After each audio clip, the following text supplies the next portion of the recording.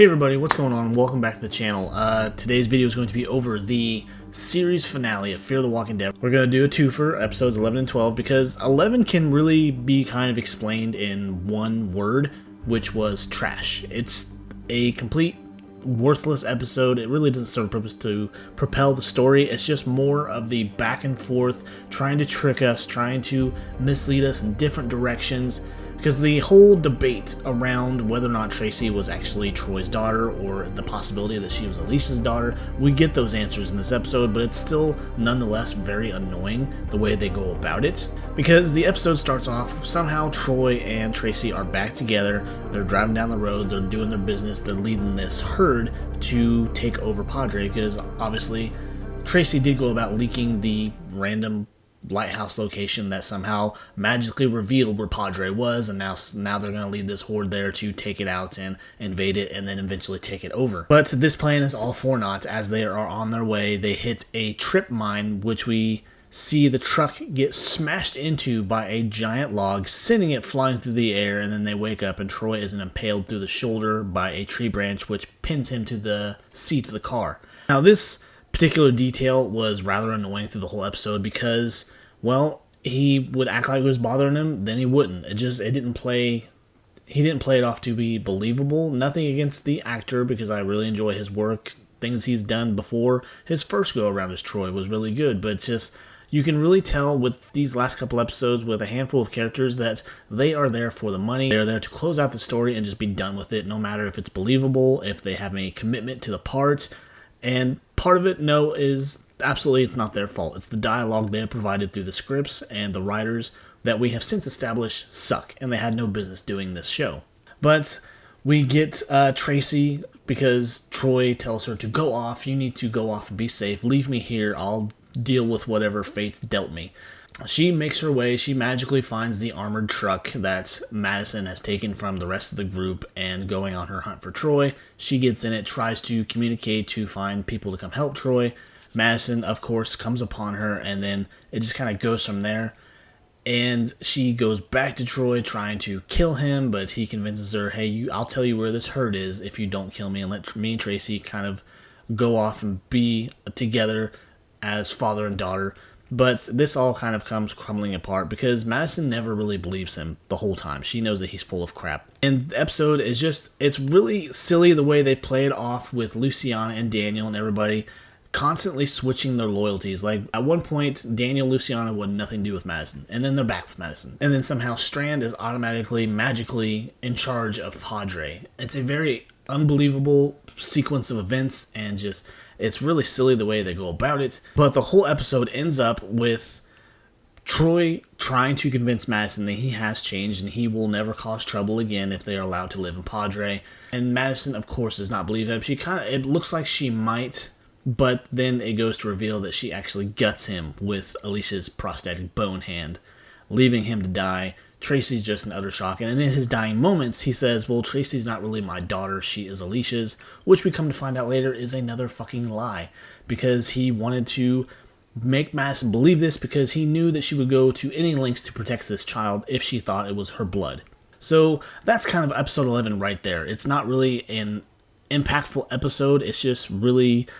it's just a filler episode, and it's really sad for it being the penultimate that was what we were given. It goes on par with the rest of what we've seen with this season. It's a miracle that this season was greenlit. There's a whole article I read about how just the different things that they tried to do that made no sense whatsoever, and I completely understand it. The no sense of geography between Texas and Georgia, the walkie-talkies that just magically work whenever you want them to, or people just somehow or another know where these people are at one point or another.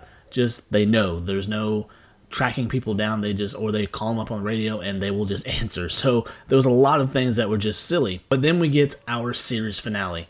It was, again, kind of for the most part kind of dumb. The whole first probably 40 minutes of the episode, we have Tracy and Madison going off, and this is where Madison believes that she is her granddaughter, so she's going to protect her. They're going to go find Alicia and put her to rest, because that's just been the whole theme of the last few episodes, going to find Alicia because she's unequivocally dead. There's no debating it. There's no doubting it. It's just some of the most awful shit I've ever seen. And I think they really tried to nail that and drive that point home to drive us away from the possibility that she could reappear as a cameo at the end of the episode.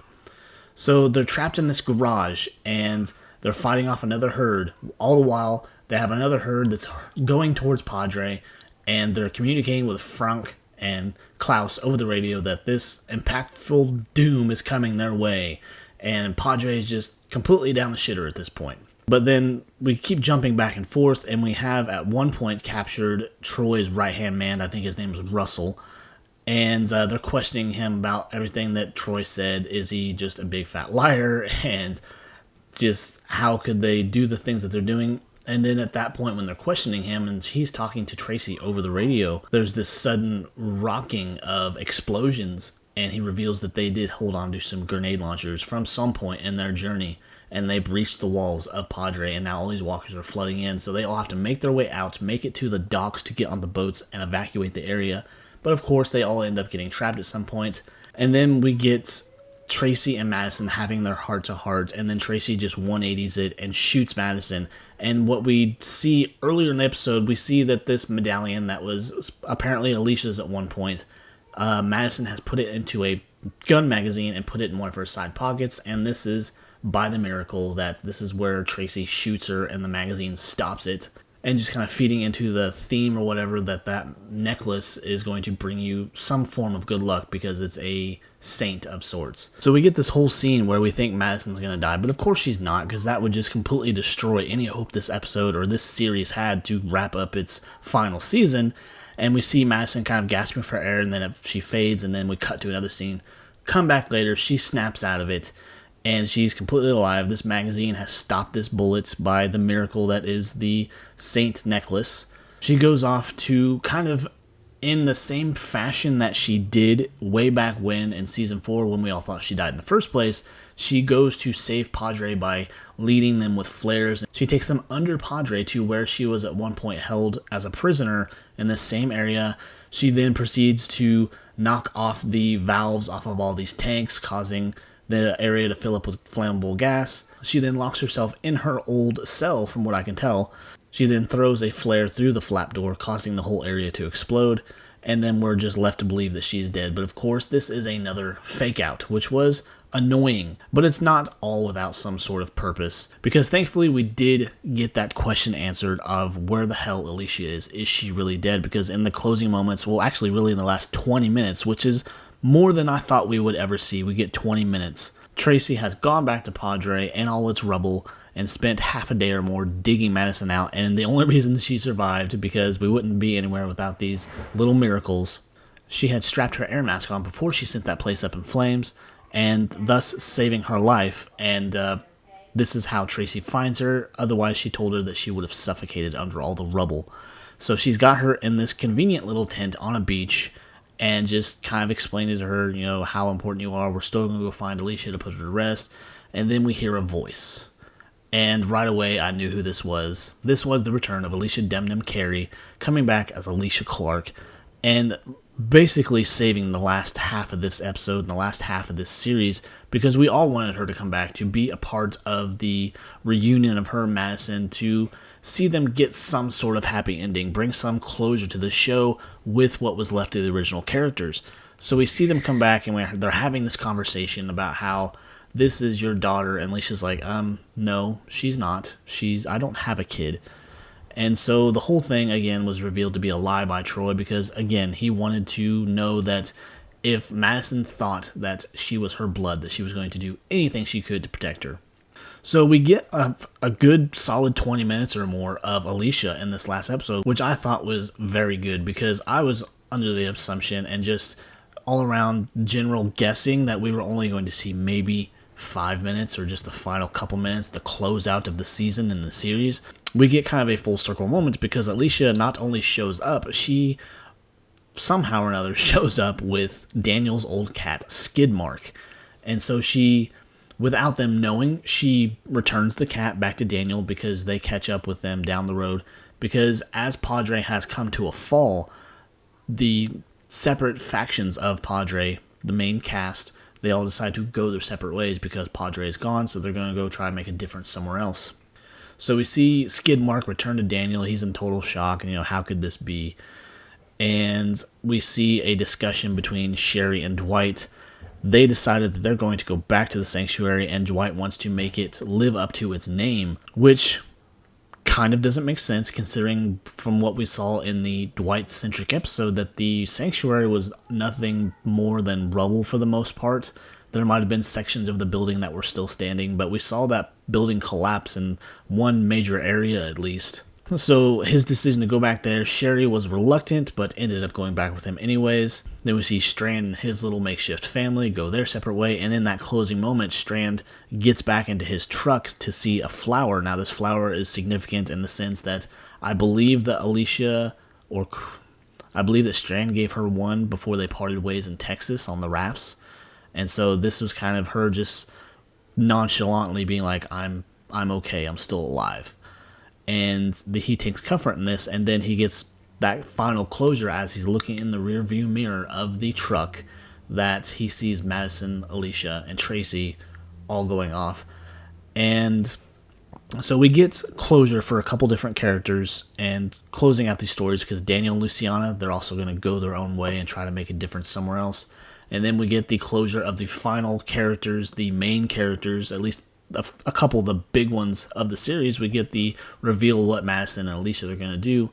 They're going to go back to Los Angeles, and they're going to try to help anyone that they come across, just bringing everything full circle. This alone, I think, saved the episode. The rest of the episode, complete dreck. It was just awful. And the writing, the last half of this season, just, I don't know what they were thinking. I don't know who got stoned and decided to write all these episodes the way they did. Just magic coincidences here and there, magic walkie-talkies, no geographical support of where they are at in the story and where they're at between these two states, because Texas alone is a giant fucking state. And then they can just hop back to Georgia and then back to Texas, or hop up to Virginia and then back down to Georgia.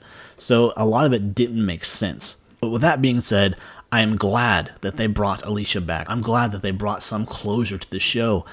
And it did end at the right time. There was no doubt about it. The show had to end now. There was no saving it for another season. If they would have tried to push on with another season, it would have got canceled. It just would have been done because people were fed up with it. People were fed up with the writing and just the inconsistencies in the stories, the plot holes, the characters just doing some of the weirdest shit you've ever seen. So it was good to see it come to a close on its own terms, ridiculous as it might have been, but I was glad to see Alicia Denham Carey come back to bring Alicia Clark and bring her full circle, close out on their own terms, and then so it wasn't as bad as it could have been. They could have been faking us out left and right like they were, and then we didn't get her, and that just would have been complete waste of the last fucking year watching this show, trying to find some closure with it. But along with that, it was an okay episode, definitely better than episode 11, because we got some shouts from the past as well, because during the whole Padre fiasco, June has John's guns taken out of storage, so we get to kind of see a throwback of John in a sense. That was a character that I thought died way too soon, but from what I understand, I think Garrett Dillahunt wanted to leave. And that being said too, with the title card for this last episode, we got the silhouette of several important characters throughout the series run. We had, the Clark family, and then we had Travis, and just these various characters like John and June, just everybody that played at some point or another a major role. So that was kind of cool. But with that being said, I think that'll do it. I hope you enjoyed my review about it. It's bittersweet that the show has come to an end. Mostly sweet because it was time for it to go. There was no more pushing these characters forward or pushing any kind of story forward. It had run its course. But if you enjoyed the video, be sure to leave a like, subscribe to the channel, and I think that'll do it, guys. So I'll catch you later. Bye.